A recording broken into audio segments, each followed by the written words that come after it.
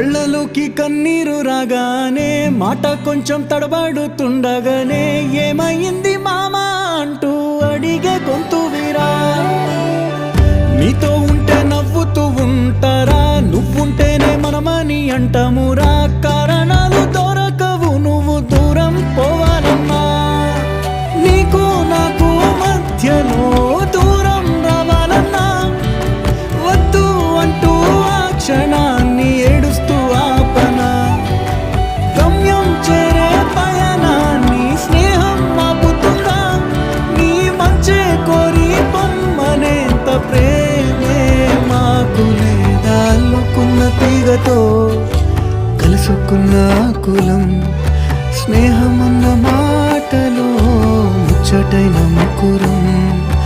అందమైన జీవితం పంచుకున్న దోస్తులం.